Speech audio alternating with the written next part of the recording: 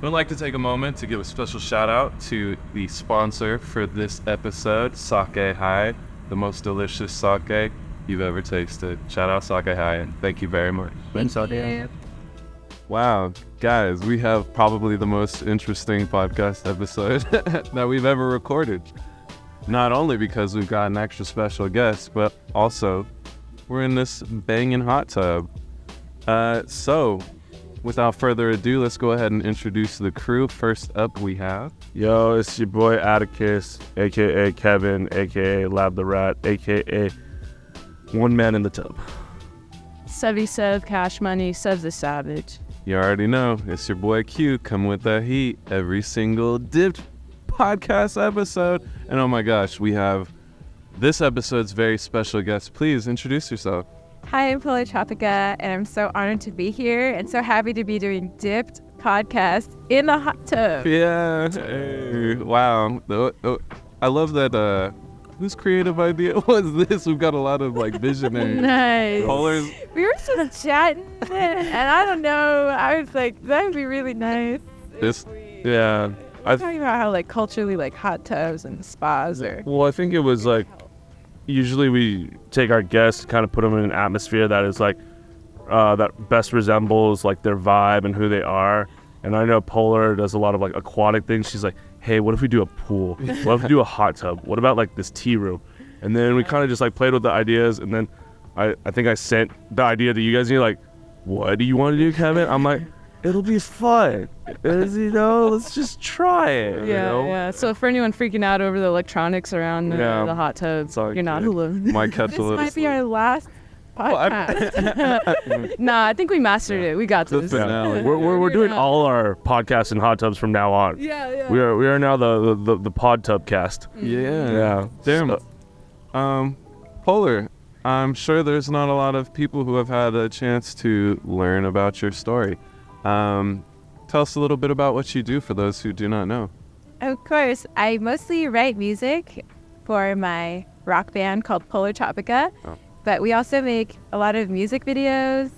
I write music for films, and I just love performing and making, short skits with friends and taking photos. I don't know, anything. I love it all. Real creative. Would you say that?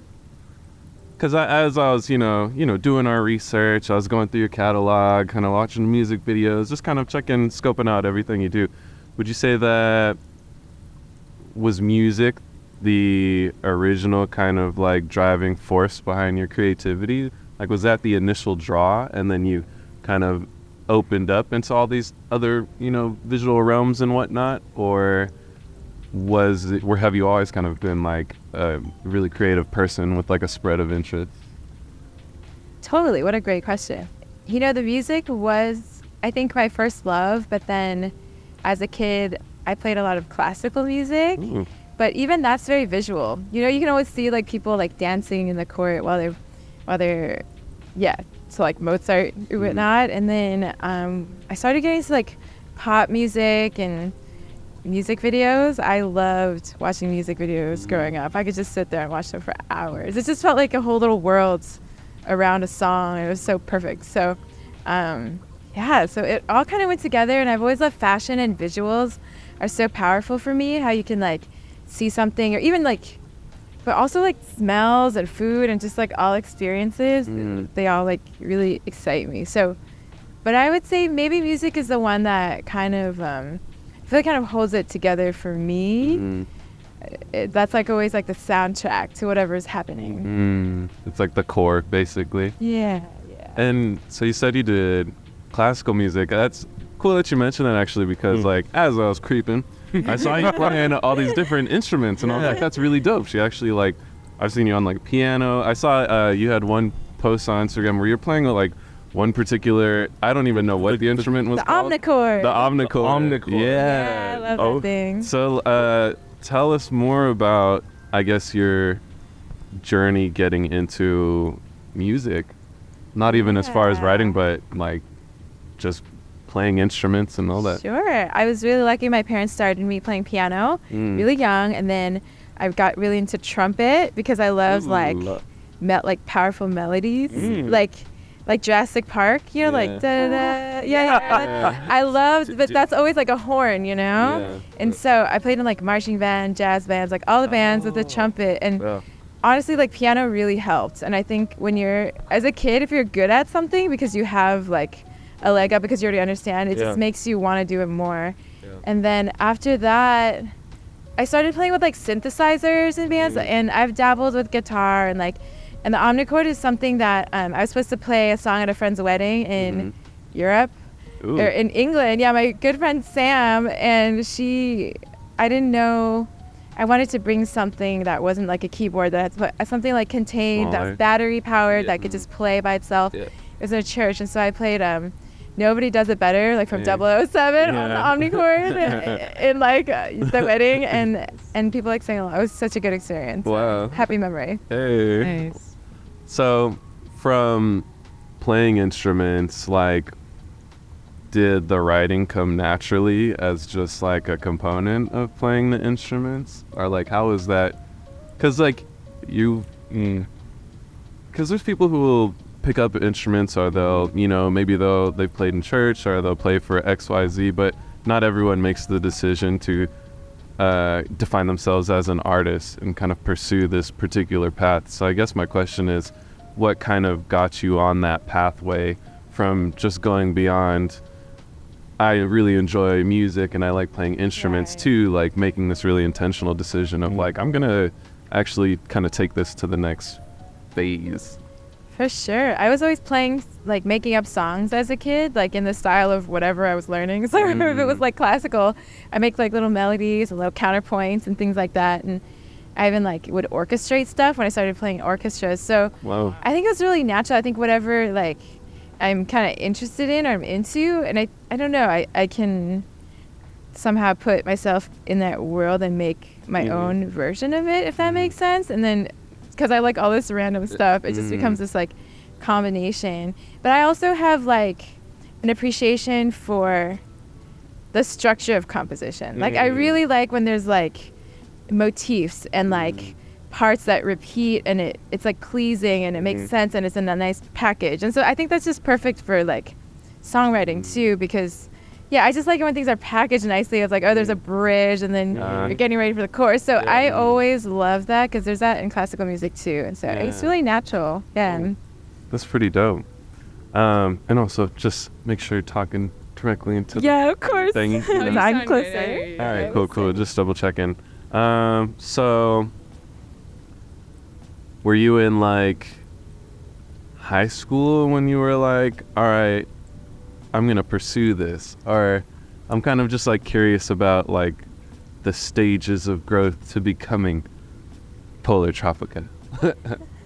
I think it was, partially in high school I started getting into like watching bands, or like Muse actually kind of caught my ear, because they have a combination of like, their prog rock has a lot of classical elements in it, and it goes so hard, and the solos are so epic. It sounds so funny, but that got me into like looking back at their performances and wanting to make my own band. And so I started trying to do that. And I played in like Battle of the Bands and try to get people together, That's mobilizing. Cool. That was Build my band. thing. I'm like, come on, like play. You want to make a band? Song? Yeah. Like that was like I had an image in my head of how I wanted to look, and that's how it started. Wow. How's that process of like, like you appreciate, so you like the way that things are packaged, and you have like a vision for how you like want to like execute things. How's that like process been for you, like with time? Just so like you have an idea to execution, like idea to reality. Like how's that been over the years, and have you found like things that make it easier, or people, or?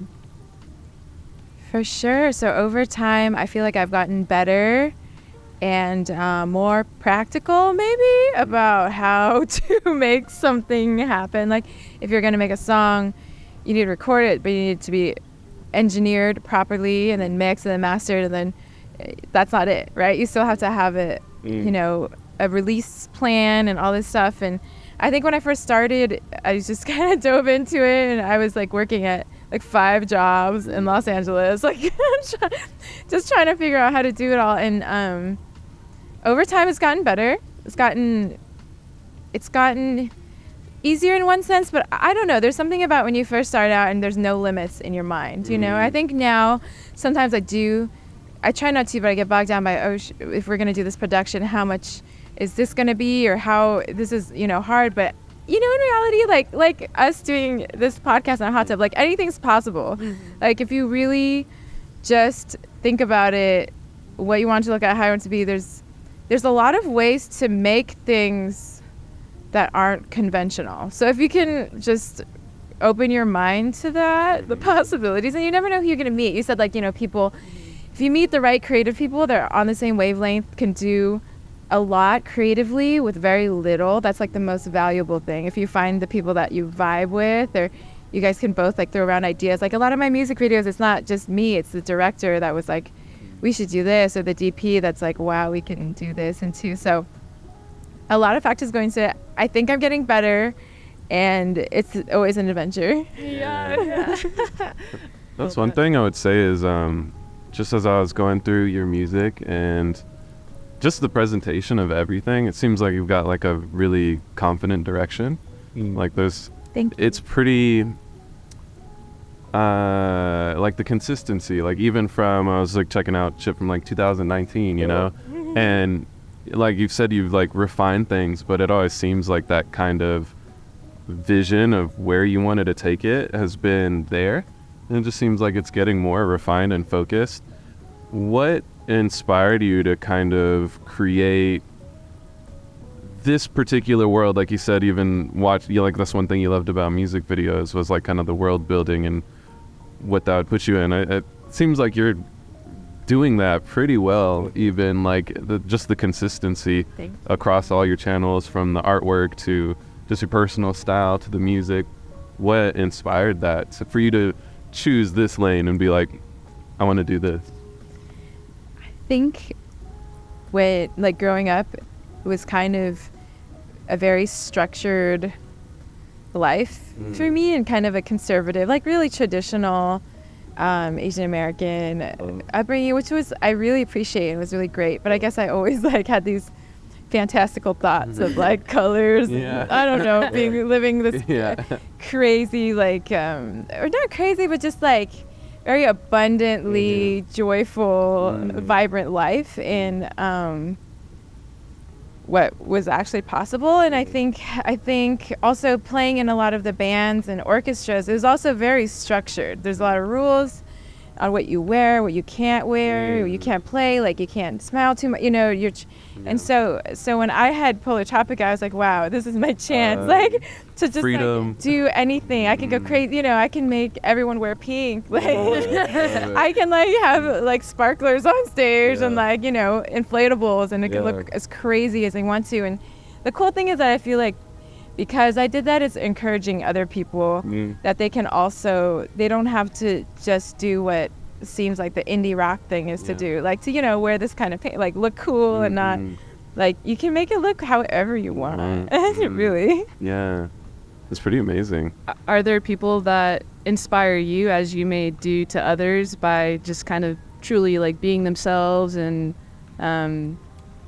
doing what they kind of want, thinking outside the box? Do you have like mentors or people, artists or? Yeah, most definitely. I feel like when Lady Gaga came out, that was so inspiring to me, how she just, her bow was so big. And like, I remember hearing stories of how she would like bring her own like smoke, like fog machine wherever she went, and just like make her own vibe. Like she would just bring it around, and I started doing that. I would bring it to venues. A portable fog machine? I had a portable fog machine, but I went to this radio station at UC Irvine, I think, I forget which one, but we actually set off the fire alarm because the smoke, it was not the smoke, but it's the air is clear. Right? Yeah. Or something. So, that after that, I'm like a little more careful, but she like really inspired me to, and I'm trying to think of other artists, but even like Muse, that how he doesn't hold back. Some people might be like, why are you playing so many notes? Or like, why is it so crazy sounding, you know, but it's like I love that, like push the limit, like why not make it crazier? Yeah. That's cool. As I was listening, so just, and you correct me if I'm wrong, but like for my ears, it sounded like what I hear when I'm hearing your music is like a blend of like Beach House and Tame Impala with like a little dash of like Gorillaz, because you have some punch in there. Sick. How would you describe your sound, and then what kind of led you, especially coming from orchestras or classical music, like what kind of led you to developing this particular sound? Because it is, I mean, it's pretty distinct. It seems like you like I was saying, even listening to stuff from like 4 years ago, it's like you kind of have like a very like a consistent lane that you've just been kind of building up on. What made you decide to go that route as opposed to just like, oh, I'm gonna do some death metal or something? For sure. I think I wanted to do rock, but I also wanted it to be dreamy. And so I always say it's like space rock. It feels kind of ethereal and out there. And I think you had a good vibe. And then as I've gotten older, I feel like because when I was younger, I was listening to a lot of like rock and like fast stuff. And I don't know if it's just like the stress of the world or Los Angeles. I started listening to a lot of Beach House, and I was like, this is so calming. I'm like in traffic, but like I like my heart rate's going down, and so I think for the ten's on fire. Right. You're just like, I'm in traffic, but you know, Hawaiian music or something. Right, you're in like Hawaii, so music can transport you. So I think I started trying to write music like this is what I would want to listen to coming home from a long day, you know, versus like something that's like super like hard or you know, which has a place for that. I have like rock songs too that serve that purpose, but overall I don't know, I'm just like I just want to create a good vibe for people, you know, ultimately. Yeah, that's interesting. Yeah, as I was listening, I was like, even though you kind of have like your sound, there's a range within that sound. It was like dreamy, and then like this kind of rock, or sometimes like you know, you just have like an energy. You have like a dreaminess, and then sometimes there's like this. So it's pretty fun, the contrast, but then also it's still sounding like, you know, your sound. So thank you. Yeah, I love exploring. You know, that's a good like point. I've gotten to points where I'm like, oh, I want to explore. I want to write a song about dungeons. Yeah. That's you know, great. or like I want to write a song about like, I want to write a sports song because I wanted to write like a theme song for like the girls soccer team. Nice. So I wrote, do you want to play, you know, because I was like, what would be a song like people would want to like run out on the field to that's like, I don't know, like flirty but fun. Yeah. Fierce. I kept imagining like your music like in movies or commercials, like the sound of it. I was like, it sounds like it could be like like an NBA like ad or like some, you know, like So like going back to like, I guess like because you're trained classically, there's like certain, like you're saying, there's certain like packages and notes that kind of resemble like, you know, sports or kind of like movies and stuff like that. When you put yourself in those like imaginative like situations, do you have like a repertoire of like sounds and kind of things that you like pick from? Yeah, sort of, definitely. I think there's references, right? It's just like when, okay, so for example, like Jurassic Park, when you're coming into the park, there's always like a swell, you know, or like something like gentle and it comes up, or like for sports, I always like, I started DJing, and so like, you know, Tiesto's like a remix of like Pepas, like there's certain songs that make you feel a way and it's undeniable. You can just like feel it. So I think my goal is always like, how can I make that feeling? How can I like create that for other people, you know, and myself? And that's the like most fun challenge for me. That's cool. Do you find yourself, like for example, you just mentioned that you created the song, was it Let's Play, or Do You Want to Play? Do You Want to Play? Yeah. And your idea or the inspiration was for, you know, like a soccer team.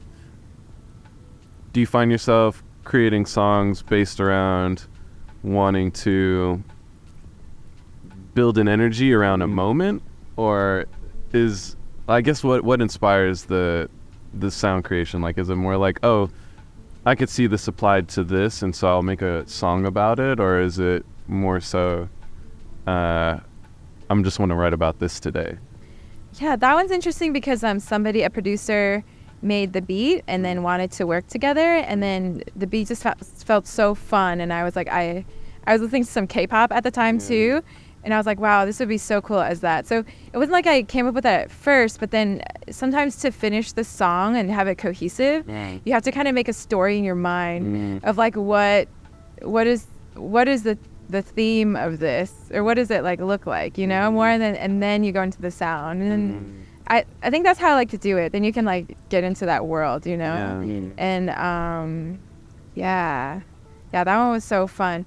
But it's always different. Then I have other ones where I'll see a situation, or I'll like, oh, I'm gonna write about like that, like my friend's breakup or something, you know. I was like, 'cause I she's feel going it. through it. Well, yeah, I'll be like, wow, I really like feel what they're going through, and I was like Crystal Ramen, you know, I was like seeing them struggle. I was like, but it's so beautiful, like their friendship and the all the friends around them. Like how do I make this into a song about like an ending, you know, and how hard they tried to stay together or something like that, you know, or just something like that. But then under the dream pop, so you're not hearing the struggle. You're just like, it's just like absorbing the beauty of the whatever experience. The experience.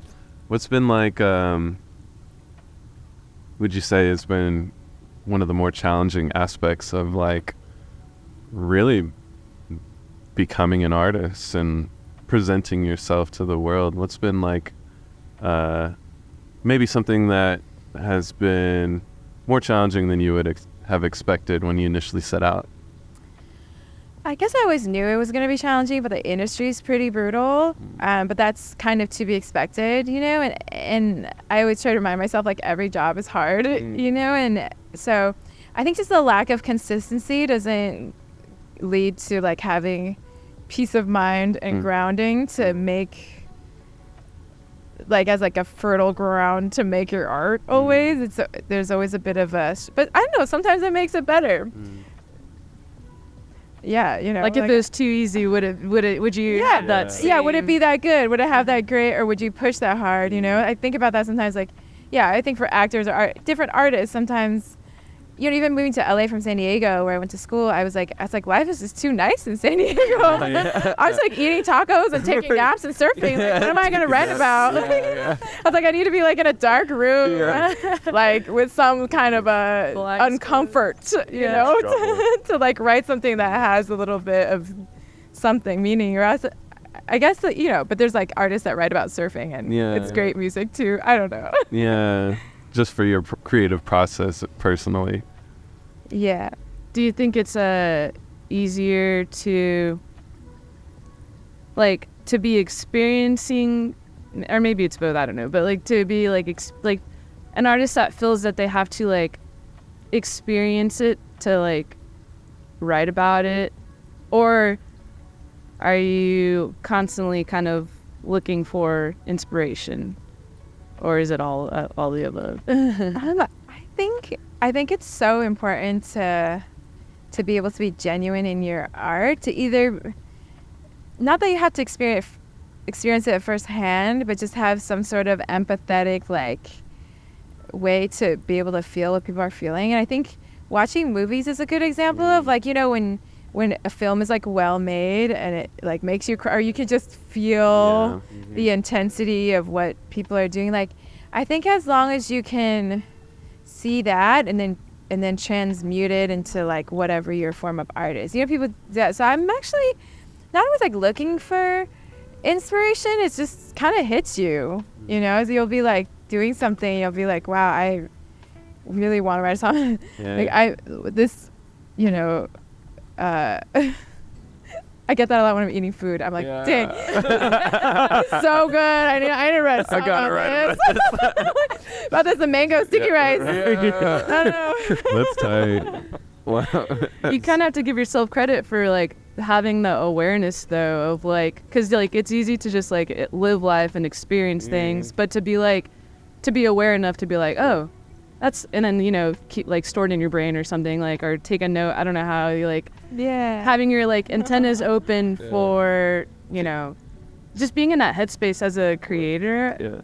Like when you get that like moment of inspiration, do you like, I gotta write this down, I gotta sidetrack, like how do you like deposit that into your memory bank rather than just like letting it like go like a fleeting kind of moment. Yeah, I think when you feel it, you really know. Or like sometimes it's always good for us artists to also have deadlines, right? So for example, like Give Them Hell is about like it's also called Serial Killer Slayer, and it was inspired by a documentary on 2020 about the Yosemite serial killer and Carrie Stainer. And I remember being just so annoyed at this documentary because they kept talking about his childhood and how like people should feel sorry for him, all of that. But then when they got to the victims, which were these like amazing women that he killed, like they would just glaze over them like they didn't matter. And that really hurt me. You know, as a femme, I was like, that sucks. Like you could have a whole family be doing amazing things and people just focus on this like turd, you know? And then like I had to write like an angry song for this rock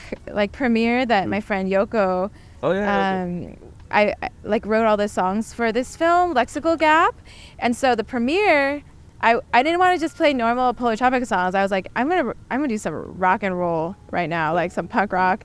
And so that song I wrote in like 30 minutes. Oh, wow. And but then I pulled from like, I was like, okay, you remember how you felt? Like I'm gonna write about that, cause like fuck him. And then but then I was also really inspired. Actually, the song is not inspired by him. It's inspired by the last victim that he had. She was just like packing her car, and he was actually on his way to kill someone else, like his girlfriend's daughter or something. But he like passed her, and she was like going out for a trip with her friends. Wow. She was packing her car, and the thing is that he just like, you know, pulled a gun on her and then tried to like tie her up and do it. But the thing that they talked about was that she was so strong, she kept fighting back. Yeah. And like he confessed everything later because I think they were really nice to him when they caught him, and he just like told everything. But he couldn't do anything with her because she kept fighting back, and she just like was so strong that he like duct taped her, even like her eyes, everything, and put her in the car to dump her. And she even broke out of the car somehow with duct tape on her. So the song like is like a complete like ode to her badassness and like just a reminder like, yeah, if you're in a situation, sometimes you just have a few seconds and you fight back. And because that she fought back, he got caught because it made a mess. Like his DNA was everywhere. Like her shit, you know, it wasn't like, and because of her, like he couldn't kill anyone else. And so she's a fucking hero. So that song was like dedicated to her. Wow. I think her name's Joey. And like, you know, so that was like the inspiration for the song. But then I got really into like boxing, and because of that, it just kind of takes over my world. I get so into it. I'm just like, oh my God, I gotta get strong. I want my friends to start taking boxing. I want to build a crew. Yeah. You're like taking turns, like, all right, you duct tape me now. I'm gonna break. Yeah. Right. We gotta be prepared for this. The whole squad. Like, ready for today's training. Come on. One more time. Fight back. Yeah. But, you know, actually during the AP I Hate Stuff, that's what the song came through because I was like, we got to learn how to fight back. And in other ways, you know, like maybe not put yourself in danger, but like distract or like find a way to just not look away. Yeah. Something's going on. Thing.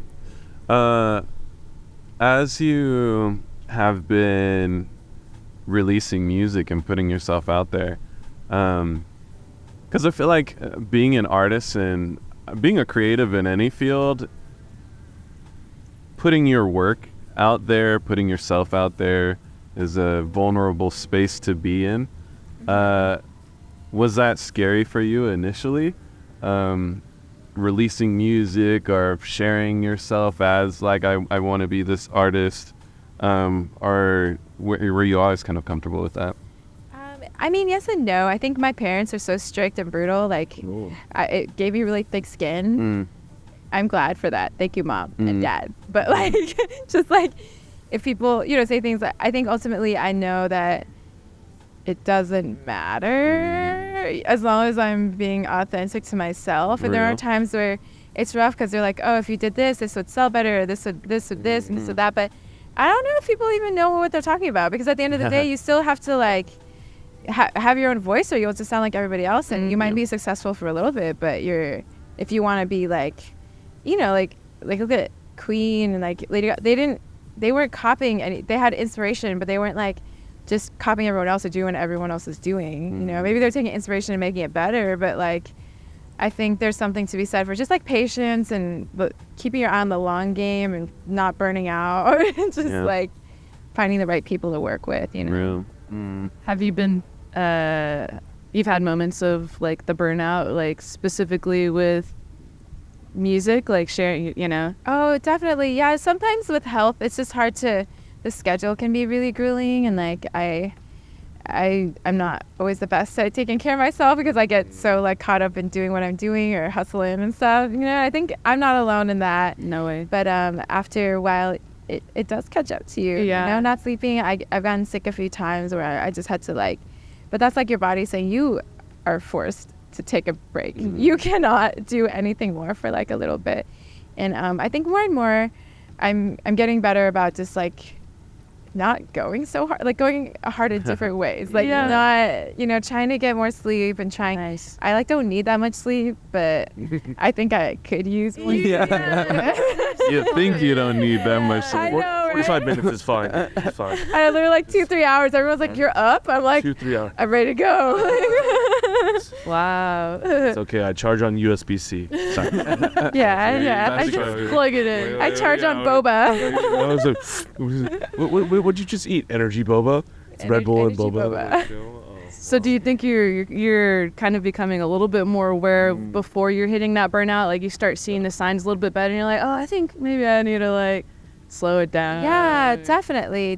Like going at my own pace and just like taking time to, like eat away from my phone if I need to, and just like eating better instead of, oh my gosh, I was like obsessed with Jack in the Box for a while. It's so bad. And like McDonald's, that app, I was like, well, because it's open late at night, you know? Yeah. And like I have my gear in my car. I was playing a lot of shows, and I was just like, I just go through the drive-thru and get that munchie meal, and I have food for the morning. And everyone's like, "You're so gross! Like, eat that." And I'm like, "Well, I also had a green juice later in the day to like balance it out." Yeah, and I was like, "But then it's not good. Like, I don't know how I did that for so long." I'm It's like you just like chug some AG1, you know, and then also you eat Jack in the Box. You get all the nutrients. Oh my up god, and so down. gross.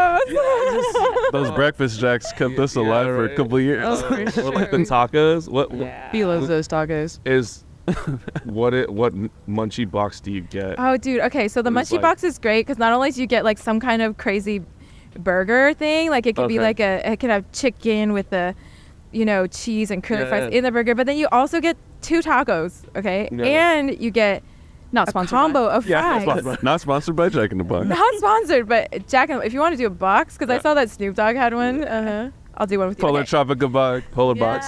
The polar box. It'll have a little box. health in it. Just There you kidding. I go. don't know. But you get curly fries and regular fries Sweet. and a drink. And a drink. Damn. And that was like $6. Like, how do you That's beat good. that? I'm like, do I want a burrito or do I want all of that? Yeah. I'm like, do I want? In this Variety. economy, that's Right. funny. I don't know. I think they upped it to $8 since it's been a while. You Inflation. don't have to have the munchies to get the box, you know? So, I saw you dropped your album in 2020. Can you share the title of that? Yeah, it's called Dreams Come True. Yeah, Dreams Come True.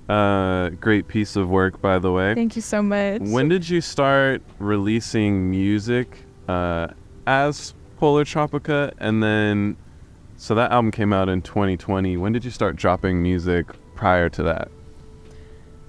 It's all a little hazy because I didn't really have like a structure for, I feel like I was like building up to the album. It took a long time. Yeah. And I'm not sure, maybe just like a couple years before I 'cause- was releasing singles. And then, because there was a lot of, I just was trying to like work all these jobs at the same Yeah. time and make these singles. And then Yeah. like, there were some record labels that were interested. I ended up going with the indie label Lollipop because they weren't trying to take all the rights away. Yeah. But yeah, it's hard as an indie musician with no like support, you know? And so that's why I had to be spaced out so much. And then I just happened to release it on like right when it was like 6 months before the release. I scheduled it for March 20th, 2020, and that's literally when everything shut down. Yeah, like March 14th. To the day. Literally. Release To date. the day, and it was raining, and I was like, why is this happening at all? I was like, we're gonna have a big show, we're gonna have a big party, like all this stuff. March 14th? Yeah. I don't know if it was March 14th or March 20th. March 14th was like Legendary. my party. My party. I had a Well, like, wedding that everything year. was shutting down. Yeah. And everyone was like, Did you still do it? I did. Yeah, we had a murder mystery It in a was a mansion. murder mystery in like this mansion that was next to the Oh my God. American Horror Story one. But I remember that day because it was super rainy. Yeah. March It 15th. was It must be yeah, that yeah. day. Yeah, it was March just like 14th. pouring, and That's people what it were like, "Oh, they're either like canceling, or they're like telling me an hour before, It like, was oh, we such can't a come because of the sad rain day. and whatnot." And then I could only imagine, I'm like, me throwing like a party. Sure, I have a lot of stress, but you having an album release party. an album release with party. the party, but like with- the bootleg theater, they're like, I think LA Weekly was like, we thought this was gonna be the last hurrah before the Armageddon. Like, I don't know. It was a whole festival, and I was like, and they were going back and forth. You know, Yeah, they're like, yeah, do we yeah. have to like? Yeah. And then I think when the kids, they stopped the schools because it was an all ages stopped it. show. You remember like when they called, yeah. they said said all- like the kids, they said no, the kids No one can't can go to go, school yeah. anymore. Oh yeah. Oh, When they did that, yeah. when they did that, I think that's when the venue was like, I think we should probably not do the show. And I was Yeah. like, I know, I agree. I don't want to be like ground zero for like Yeah. everyone getting sick with my show. Like, Yeah. okay, Yeah, it's like her new name is Tropica. It was yeah, just Tropica. like you know, it's like Make- like no one even knows. make headlines. So Polar super Nights, spreader yeah. event. Oh, and yeah. Right, Like, spread- but the album's pretty good. I don't Yeah. know. I don't know. People died. But Yeah, it reminds me of like Metalocalypse. Like, yeah, it was great. You know, I survived. You know, a lot. Because That's I was rough, listening yeah, to the that's rough. project, and yeah, it sounded really great.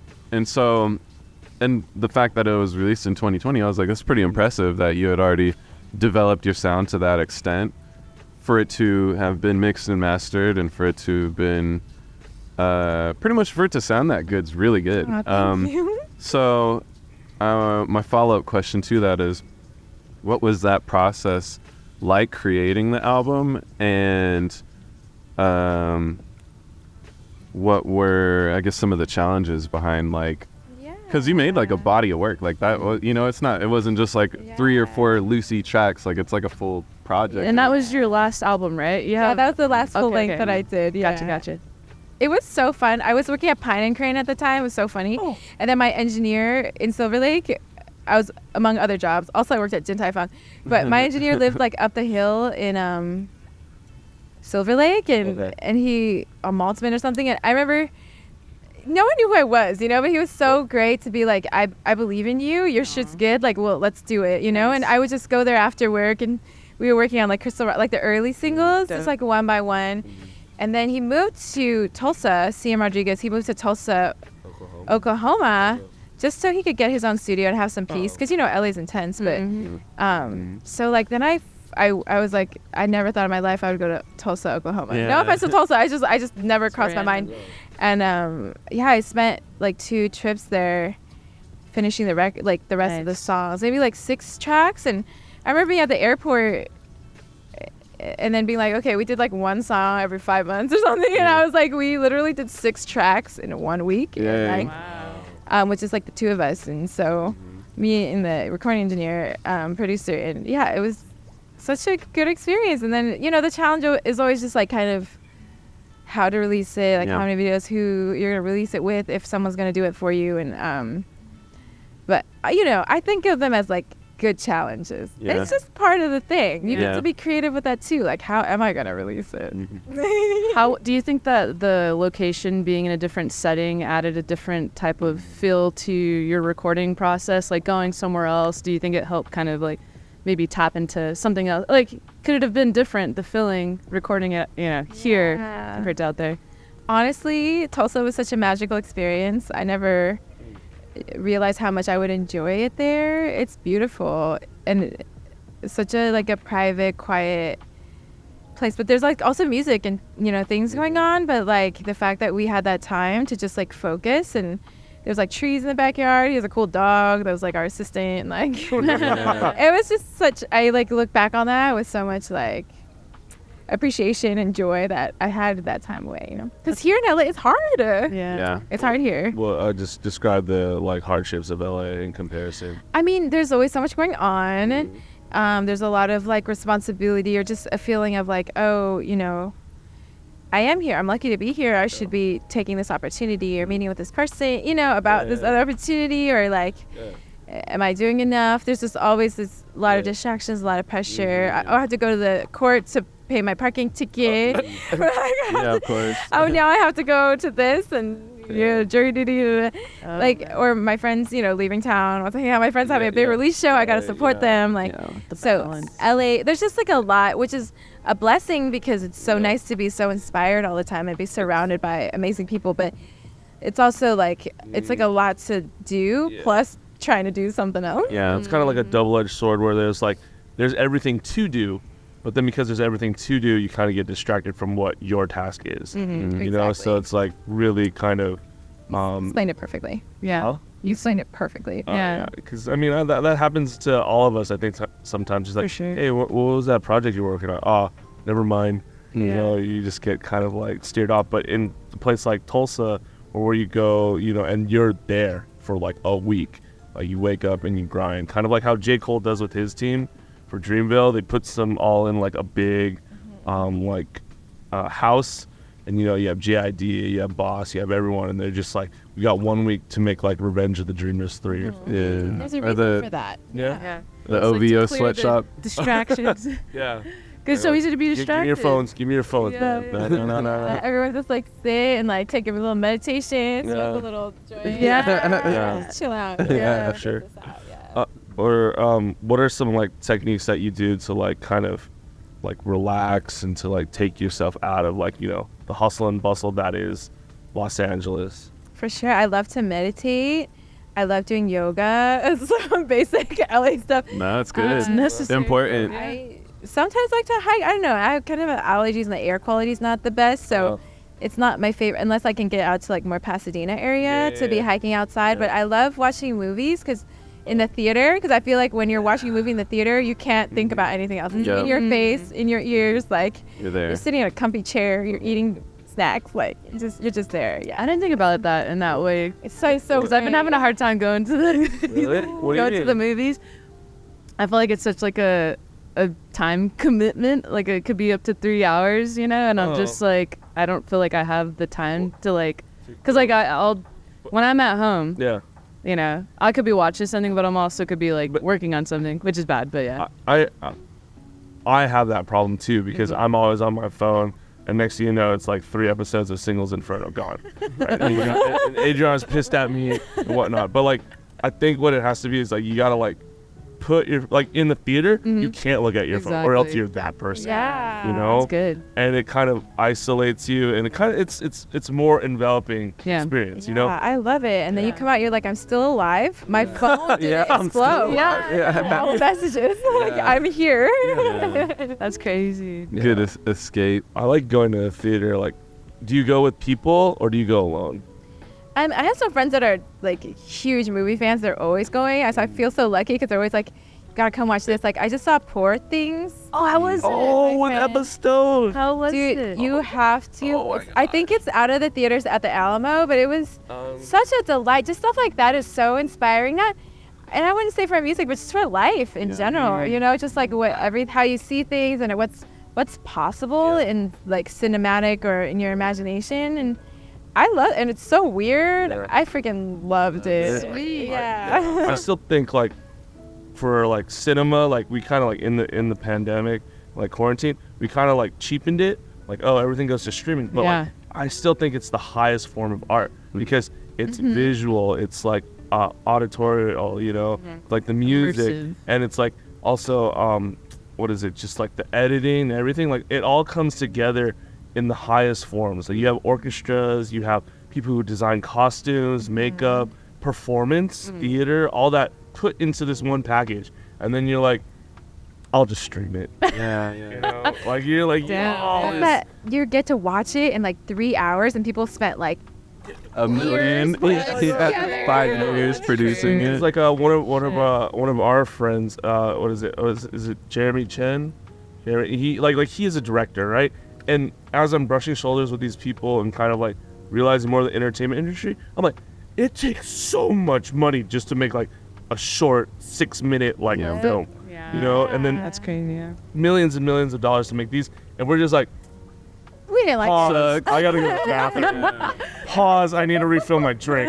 I didn't catch that. It doesn't matter, right? God. You know? Yeah. Would you? That's a Sorry. good point. No. Go ahead. That's a I good said point. Would you say that film is like a strong influence in your, I guess, visual art direction, or what kind of drives that particular aspect of, like, you know, the Polar experience? Yeah, for sure. Film's a huge influence for me. I love scenes. I love colors and, like, you know, even like anime and like Yeah. just the composition and the way things move. It's so inspiring. It's everything. I almost want to say, like, wanting to, like, see a vision come to life in video with a song is almost as strong as, like, my writing, wanting to write a song, 'cause I just see it so vividly, you know. Yeah.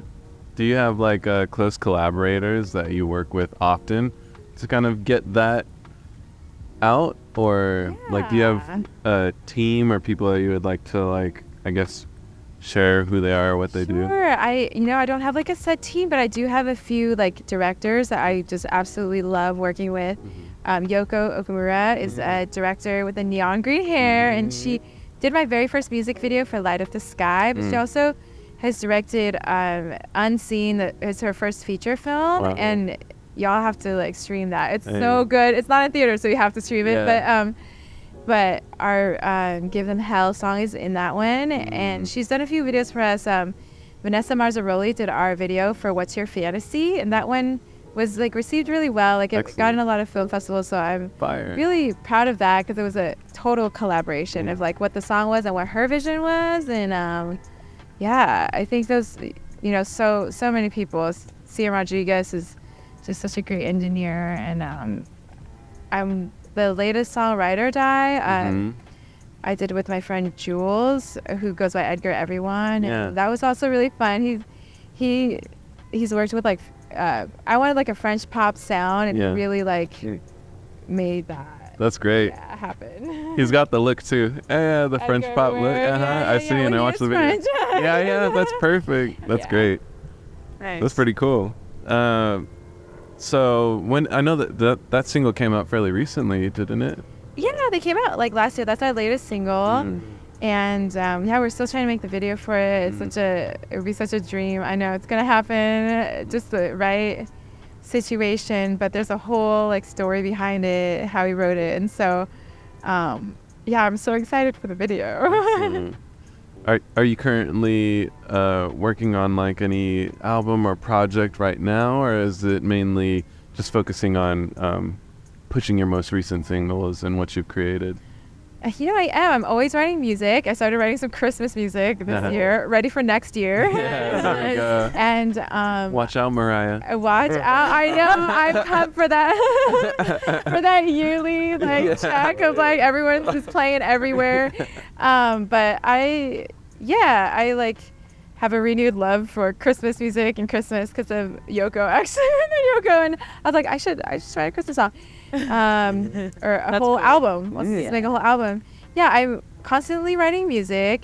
I'm trying to make this music video happen.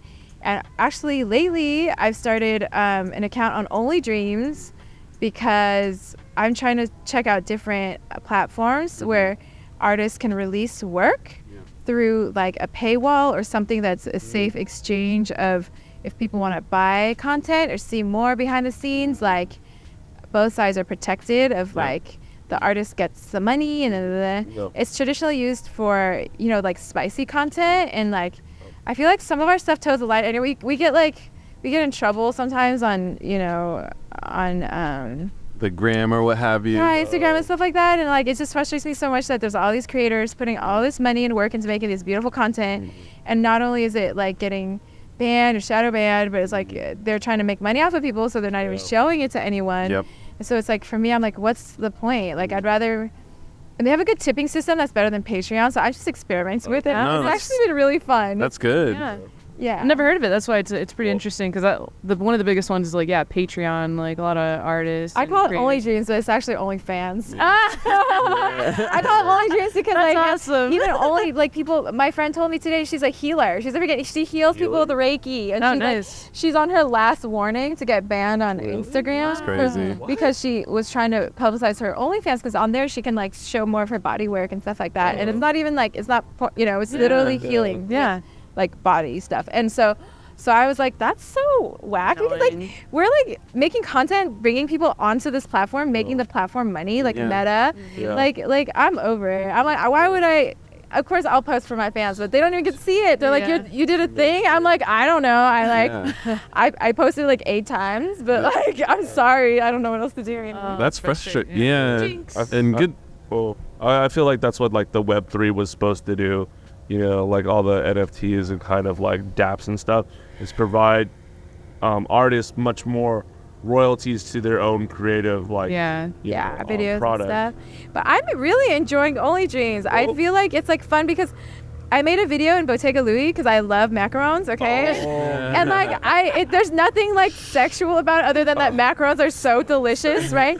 And like I just did a video of someone following me through Bottega Louis, and then I showed what food I was eating, and I posted it on there, and someone tipped me like $5. That's cool. And I was like, that's $5 more than I would get on YouTube, Yeah. on all these other channels. That's 300,000 streams. Exactly. that's And I like put my two song on macaroons. it. I put my song on it. I was like, I could buy myself a macaron with that. So I'm all about it. Okay, so if you guys just like you should check it out, like Infinite macarons, you like get tipped and then you buy more macarons. It's like that's the living model. Right? It's crazy I'm just because here for food. you kind of are put in that position as an artist because the platforms you just can't really monetize well through them. So that's cool. Good for you for like exploring those different routes and like get that money, girl. You deserve it. You're putting in a lot of effort. I want to help other artists too because I heard some people are doing like their comedy specials on there, and like I also started a podcast and I'm putting the podcast exclusively on there. But if you're not like 21 up, I think I'm going to put it also on Patreon, but then I'm going to put it up there for like 2 weeks and then maybe I'll like wide release it. But what's the point of me putting it on YouTube? Like, Yeah. how many people are actually going to see it or watch it? And are we ever going to get, anything back to like put back towards the equipment and stuff, And so I was like, I'm just going to put all the cool shit I'm making on there and like reward, just people that are down to throw down $4 a month to like look at the stuff and then just see how it goes. And then if it works, I want to tell my friends and I want people to do it so they can live a good life and not, like struggle and build a closer relationship with like your audience and your fans. It's like a more direct connection. So then they know too that like they can actually just really support you in the very direct way. That's pretty cool. This is crazy because it's like OnlyFans now say or like it's gonna just evolve into like the biggest actual fan. The biggest competing, artist. they're competing with YouTube right now. I feel like they're making a lot of these videos that are like kind of YouTube-esque, like fully clothed and so I think they're trying to take some of that over, and so I think it's the next frontier. Well, I'll let you know. I'll let you know how it goes. But if you guys have any questions, like I'm experimenting. I'm just trying to see what I can do with it. Yeah. Have you seen? This is gonna be a little sidebar. On YouTube, have you seen the Nair video? Do you know what I'm talking I about? haven't. What The is Nair it? video. What? It'll make it so much more frustrating Nair? for you to hear about this as an artist. Hair removal. Yeah, there's a video of this guy on YouTube. I'm only gonna talk about this briefly because it's just unbelievable. So like you're talking about your posts are getting flagged or shadow banned or there's a video of this guy on YouTube and he's got a tutorial on how to use Nair pretty much on your bottom in other parts of your body. But the thing is he literally It's like a person. he shows What a himself. thought. No, but he like shows Him? everything, and it's on YouTube. wow. It's not age gated. It's not age gated. Gosh, It has like almost 9 million views, and he literally like has multiple shots where he's just like, and he's literally showing you everything. He's trying to like. But so I just think it's so unreasonable that like you could be fully clothed and trying to just promote your art. And meanwhile, and it's but getting, like, it's because set it's back. educational, so that's why he's got a loophole. But he's got tons of videos that are it's just a finesse. So Nair loophole. it's just the systems that people have to Odd. kind of play games and maneuver around it. It's just not really set up to help the artist. Outside of Only Dreams, how are other ways that you're, I guess, trying to maneuver around within like this social media, landscape where it's kind of like something you can't really avoid if you want to promote? Just making content for free, but making sure it doesn't like take over your life when it's Yes. really for free. Because somebody That's on Instagram went viral. Or can There you you hear it? Okay, someone, Perfect.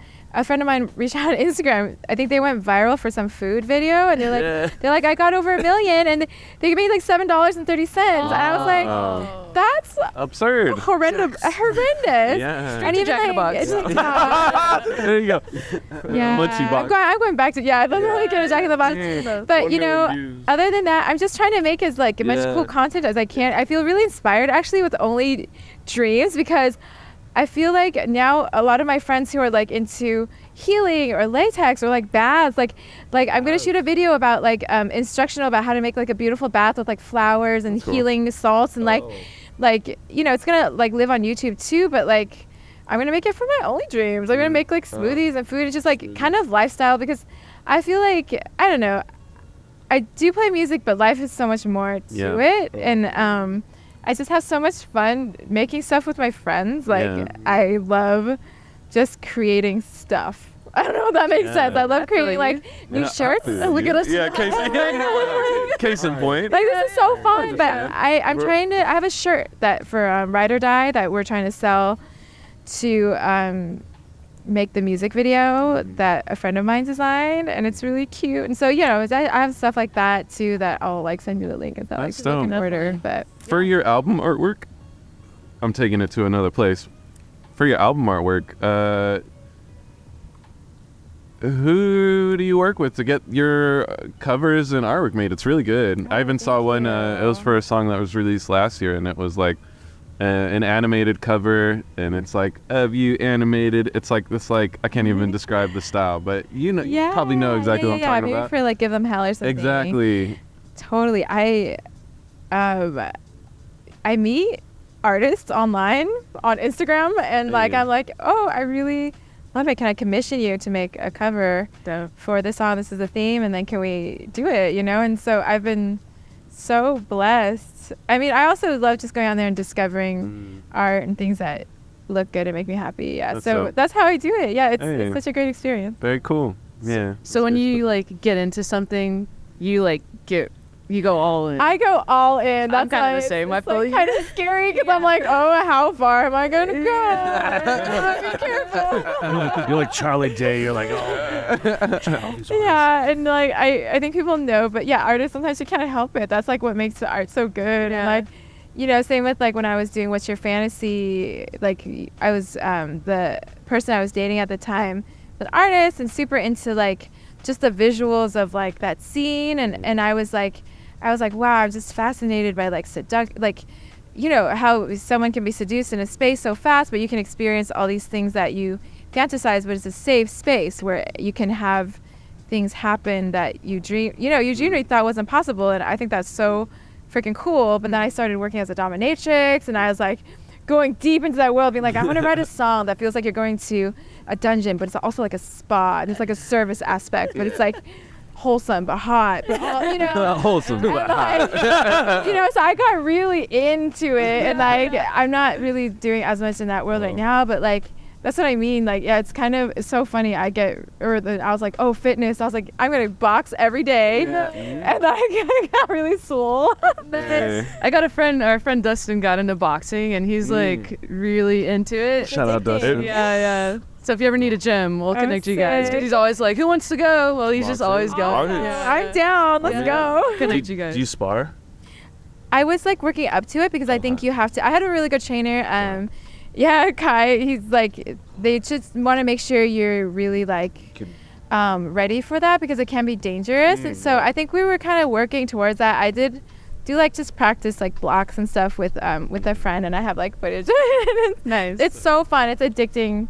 For sure, yeah. Such a rush. Do you ever get overwhelmed by all your interests? Because it's like you go all the way in, and then you're just like so into like this, and then next thing you're all so into that, and then you're like, how do I?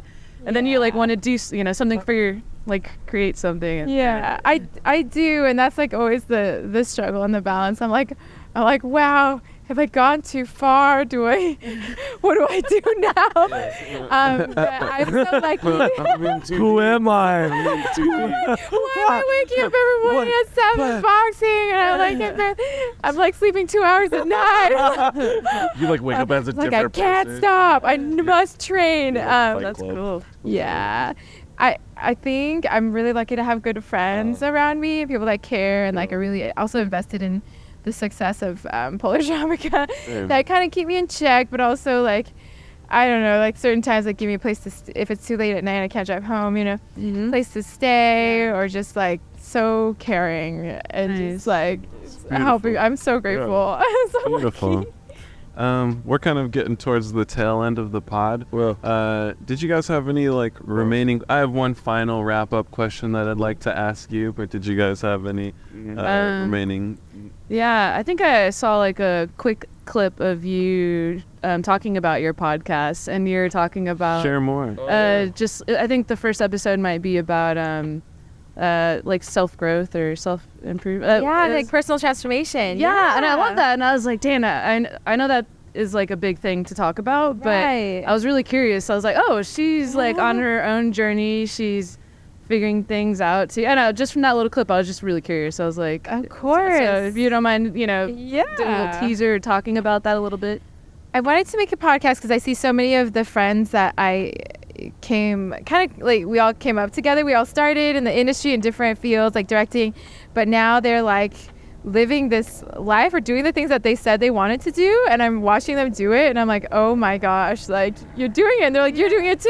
And so you're like, yeah, it's not what I thought, but I am. But I just wanted to do a podcast that was like kind of talking about the steps of how people got there, and what they did and what they would tell their former selves, because I think it's just helpful for other creatives to know, but it's also just cool to like learn about the person. And because I just feel like, everyone, all of y'all are so interesting too. All my friends are so cool. And it's also like this podcast, it's a more meaningful way to connect and express versus just like one song or one thing, and to like really like delve in and learn about a person. And I know I've learned so much from podcasts, Same.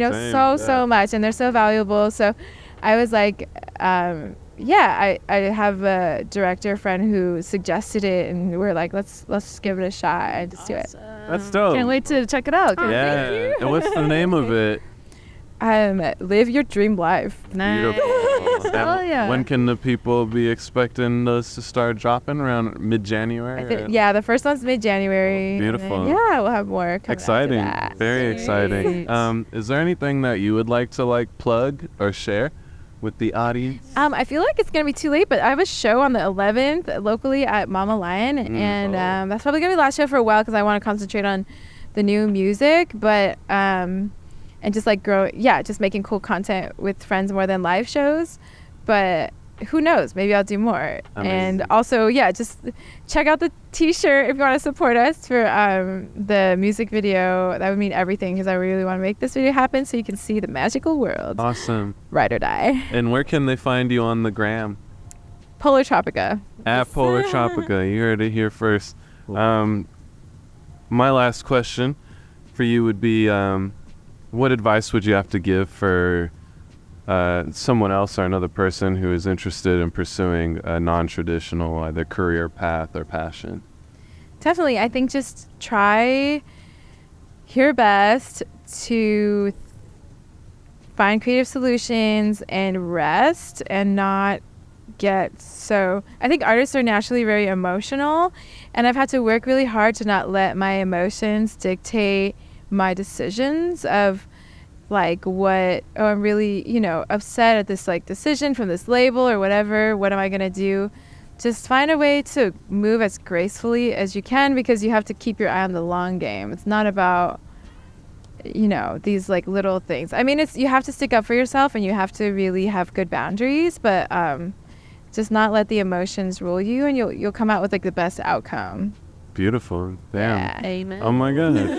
Polartropica, this has Thank you been so much. such a wonderful time getting to know you. Thank you so much for joining us. It's been the Dipped Podcast. We'll catch y'all on the next episode. And we out of here, baby. It's 2024. We are 2024. We are out. Let's go. All right, we're out. Oh, thank you guys so much. That was awesome. Yeah. That's so fun. Did it.